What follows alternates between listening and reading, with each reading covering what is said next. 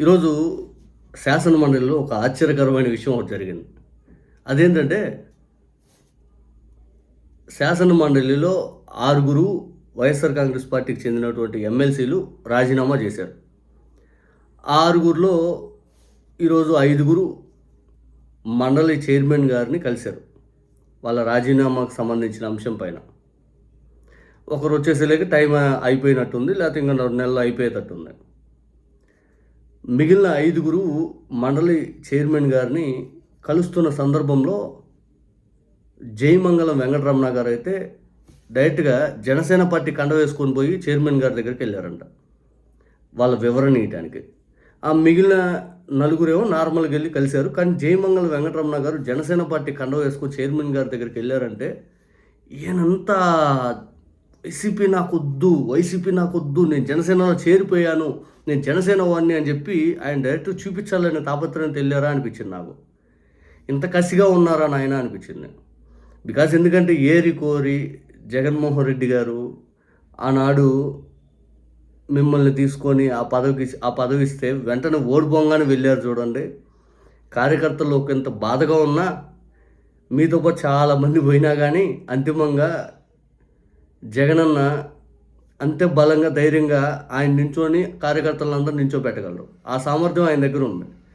కానీ మీరు కండ వేసుకొని చైర్మన్ గారి దగ్గరికి వెళ్ళారనగానే ఆ వార్త నేను చదువుతుంటే నాకు అనిపించింది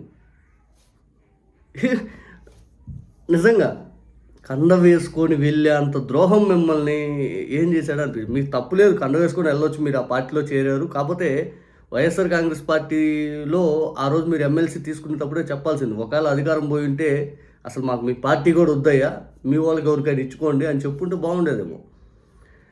కానీ ఆయన అన్నాడు, నాకు జగన్మోహన్ రెడ్డి గారు ఇంకా న్యాయం చేశారు, నన్ను నిలబెట్టారని. కానీ నిలబెట్టుంటే ఇటువంటి కష్టకాలంలో ఉండాల్సింది అని ఒక వైఎస్ఆర్ కాంగ్రెస్ పార్టీ కార్యకర్తగా జగన్మోహన్ రెడ్డి గారిని అత్యంత అభిమానించే నాలాంటి వ్యక్తులందరిలో ఉండే డౌట్ ఏంటంటే ఇదే.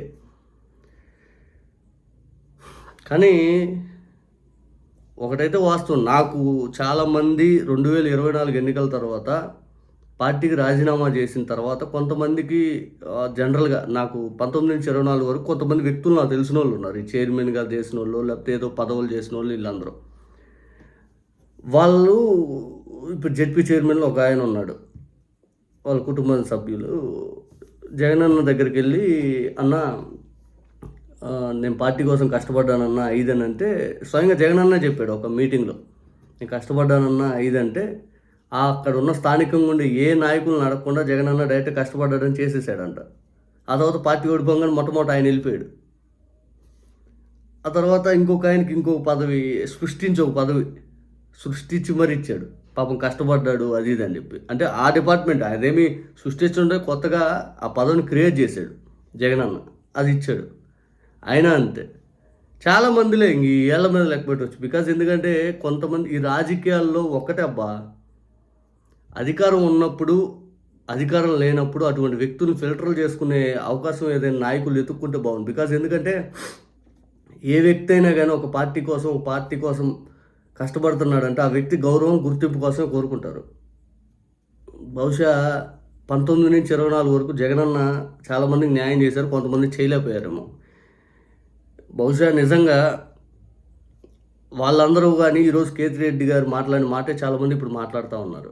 ఇప్పుడు పార్టీ నుంచి వెళ్ళిపోయిన వాళ్ళని రేపు అధికారం వచ్చాక మళ్ళీ పిలిచి అందరం ఎక్కించకుంటుంటే చాలు అని చాలామంది కోరుకుంటున్నారు. ఈరోజు కేతిరెడ్డి గారు మాట్లాడినటువంటి మాట, ఆ రోజు ఏదైతే పార్టీలో పదవులు అనుభవించి ఈరోజు సైలెంట్ అయిపోయారు. ఈరోజు కష్టపడి పనిచేసే వాళ్ళు చాలామంది ఉన్నారు, కష్టపడి రోడ్లు ఎక్కే వాళ్ళు ఉన్నారు, కష్టపడి మాట్లాడే వాళ్ళు ఉంటారు, దెబ్బలు తినే వాళ్ళు ఉన్నారు, కేసులు పెట్టించుకునే వాళ్ళు ఉన్నారు, ఇంతమంది ఉన్నారు.